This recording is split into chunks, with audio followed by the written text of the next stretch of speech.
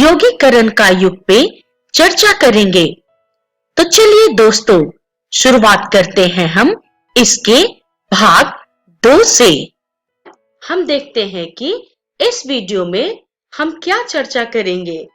तो दोस्तों, इस वीडियो में हम देखेंगे औद्योगिक परिवर्तन की रफ्तार, हाथ का श्रम और वाष्प शक्ति और मजदूरों की जिंदगी।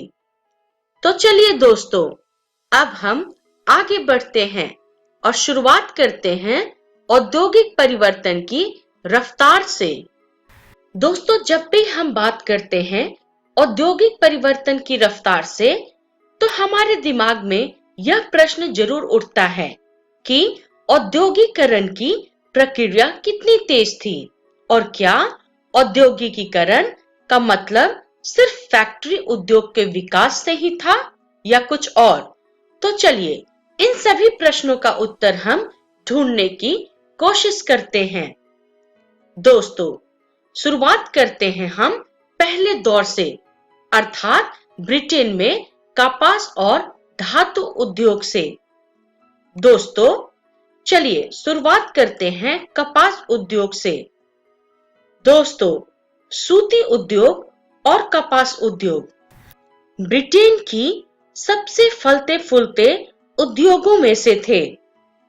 दोस्तों, तेजी से बढ़ता हुआ कपास उद्योग 1840 के दशक तक औद्योगिकीकरण के पहले चरण में सबसे बड़ा उद्योग बन चुका था। तो चलिए दोस्तों, अब हम आगे बढ़ते हैं। आगे बढ़ते हुए हम अपनी चर्चा औद्योगिक परिवर्तन की रफ्तार पे जारी रखते हुए हम पहला चरण ब्रिटेन में कपास और धातु उद्योग पे चर्चा करते हैं। दोस्तों, अब हम चर्चा करते हैं लोहा और। दोस्तों, 1840 के दशक में इंग्लैंड में रेलवे का विस्तार हुआ और 1860 के दशक में उसके उपनिवेशों में रेलवे का विस्तार होने लगा, जिसके कारण लोहा और स्टील की मांग बढ़ गई। दोस्तों, 1873 तक ब्रिटेन के लोहा और स्टील निर्यात का मूल्य लगभग 7.7 करोड़ पाउंड हो गया था, जो कि यह राशि इंग्लैंड में कपास के निर्यात के मूल्य से दुगनी थी।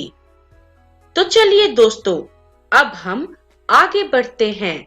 आगे बढ़ते हुए हम अपनी चर्चा औद्योगिक परिवर्तन की रफ्तार को जारी रखते हुए अब हम दूसरे चरण अर्थात नए उद्योगों द्वारा पारंपरिक उद्योगों को विस्थापित करने की अनिश्चित को देखते हैं।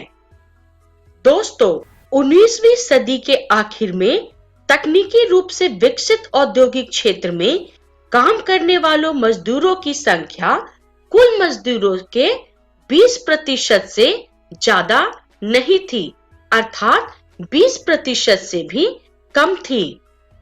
दोस्तों, कपड़ा उद्योग एक गतिशील उद्योग था, लेकिन उसके उत्पाद का बड़ा हिस्सा कारखानों में नहीं बल्कि घरेलू इकाइयों में होता था। चलिए दोस्तों, अब हम आगे बढ़ते हैं। आगे बढ़ते हुए हम अपनी चर्चा औद्योगिक परिवर्तन की रफ्तार को जारी रखते हुए अब हम इसके तीसरे चरण की चर्चा करेंगे। तीसरा चरण अर्थात पारंपरिक उद्योग स्थिर नहीं थे।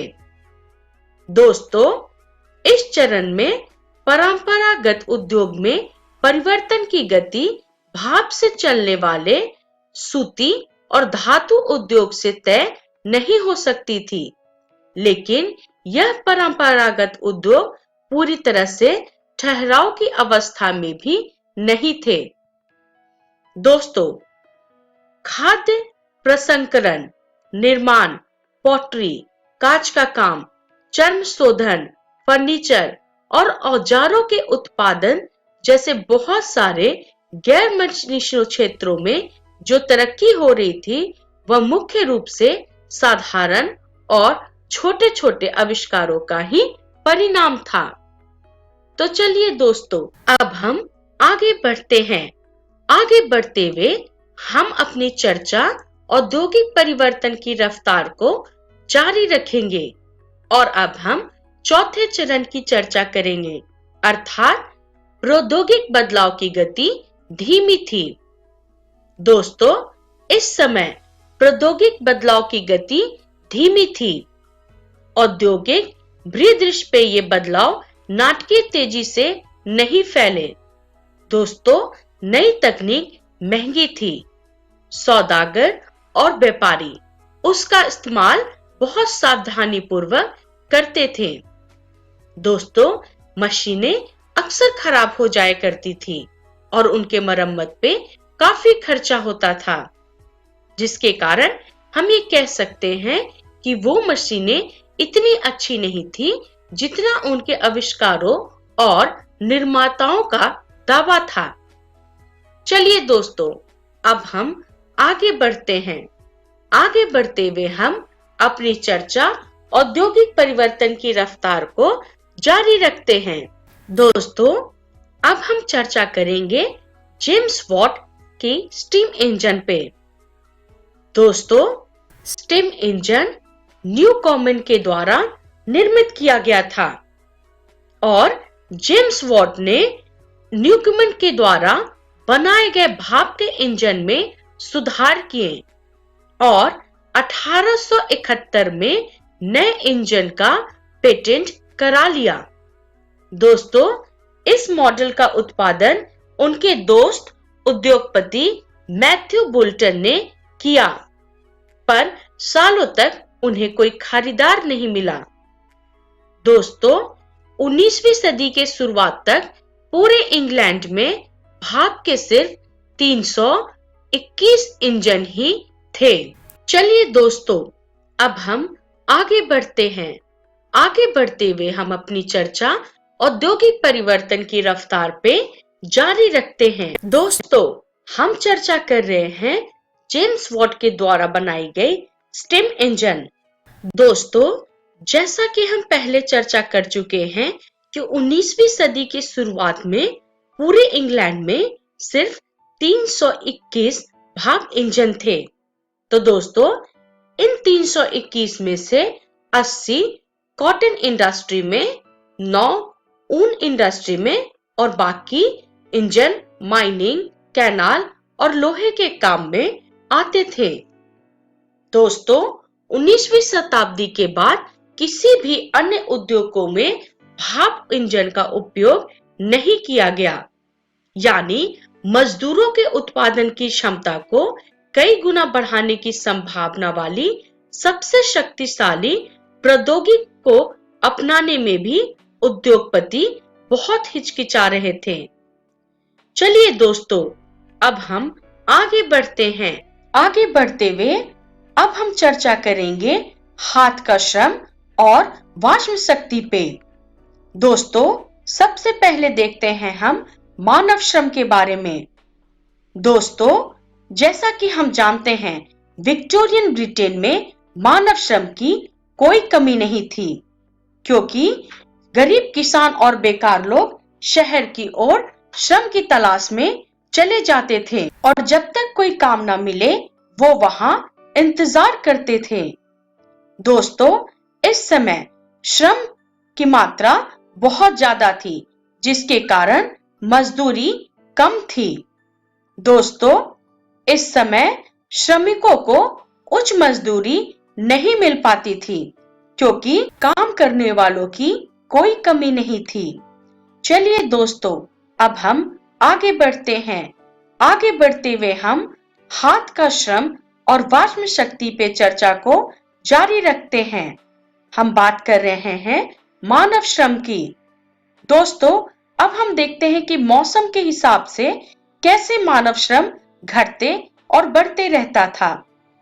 दोस्तों, ठंड के दिनों में गैस घरों में और शराब बखानों में काम करने वाले श्रमिकों की मांग बढ़ जाती थी।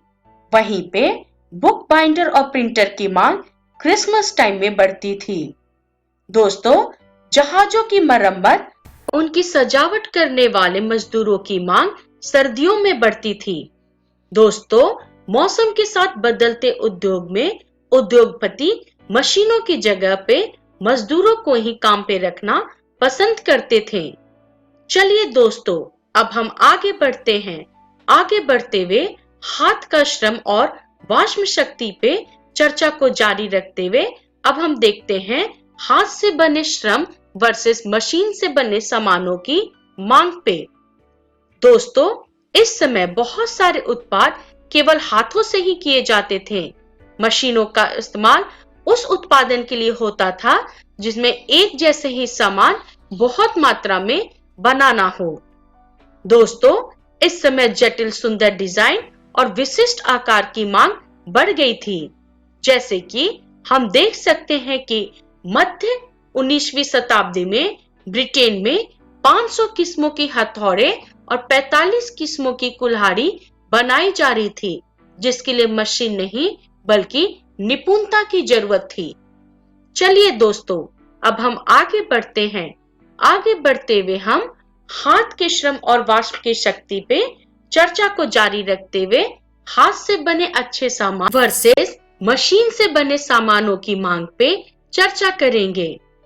दोस्तों, विक्टोरियन ब्रिटेन में कुलीन और पूंजीपति वर्ग हस्त निर्माण उत्पादों को प्राथमिकता देते थे, क्योंकि ये हस्त निर्माण उत्पाद उनके स्टेटस का सिंबल था। और इस समय जो सामान मशीनों से बनाए जाते थे, उनको उपनिवेशों में निर्यात कर दिया जाता था। दोस्तों, जिन देशों में मजदूरी की कमी होती थी, वहां उद्योगपति मशीनों का इस्तेमाल करते थे, जैसे कि 19वीं शताब्दी में अमेरिका में। पर ब्रिटेन में मजदूरों की कोई कमी नहीं थी। चलिए दोस्तों, अब हम आगे बढ़ते हैं और मजदूरों की जिंदगी पे चर्चा करते हैं। दोस्तों, हम चर्चा कर रहे हैं श्रम की प्रचुरता पे। दोस्तों, श्रम की प्रचुरता के कारण मजदूरों का जीवन प्रभावित हो रहा था। लोग नौकरियों की तलाश में शहर में चले जाते थे, पर वहां नौकरी उन्हीं लोगों को मिल पाती थी जिनका कोई सामाजिक संपर्क था या जिनका कोई दोस्त और रिश्तेदार उस कारखाने में काम करता था। चलिए दोस्तों, अब हम बात करते हैं नौकरी खोजने वालों की स्थिति पे। दोस्तों, नौकरी की तलाश के कारण श्रमिकों को हफ्तों शहरों में इंतजार करना पड़ता था। अतः वो अपनी रातें पुलों के नीचे या रैन बसेरों में या निर्धन कानून विभाग द्वारा चलाए जाने वाले अस्थायी बसेरों में काटते थे। चलिए दोस्तों, अब हम आगे बढ़ते हैं। आगे बढ़ते हुए हम अपनी चर्चा मजदूरों की जिंदगी पे कायम रखते हैं। अब हम देखते हैं काम का मौसम। दोस्तों, मौसमी काम की वजह से कामगारों को बहुत समय तक खाली बैठना पड़ता था और काम का सीजन गुजर जाने के बाद वो दोबारा गरीबी की स्थिति में सड़क पे आ जाते थे। अब हम बात करते हैं उनकी वेतन की। तो 19वीं शताब्दी के प्रारंभ में वेतन में कुछ सुधार आया था। चलिए दोस्तों, अब हम आगे बढ़ते हैं और मजदूरों की जिंदगी की चर्चा को जारी रखते हैं। दोस्तों, नेपोलियन युद्ध के बाद कमाई में काफी गिरावट आई और 19वीं शताब्दी के मध्य तक 10% शहरी आबादी बेहद गरीब थे। दोस्तों, 1830 के दशक की आर्थिक मंदी जैसे दौरों में भी बेरोजगारियों की संख्या विभिन्न क्षेत्रों में 35 से 75% थी और बेरोजगारी की आशंका के कारण मजदूर नई तकनीक से चिढ़ते थे। दोस्तों, इस समय ऊन उद्योग में स्पिनिंग जेनी मशीन का इस्तेमाल शुरू हो गया।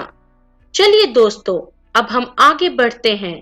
आगे बढ़ते हुए हम देखते हैं कि इस वीडियो में हमने सीखा औद्योगिक परिवर्तन की रफ्तार और हाथ का श्रम और वाष्म शक्ति तथा मजदूरों की जिंदगी। इसका रेफरेंस है इतिहास कक्षा 10 की पाठ्य पुस्तक। अगली वीडियो में हम चर्चा करेंगे उपनिवेशों में औद्योगिकरण, फैक्ट्रियों का आना, औद्योगिक विकास का अनुष्ठान और वस्तुओं के लिए बाजार। तब तक के लिए धन्यवाद।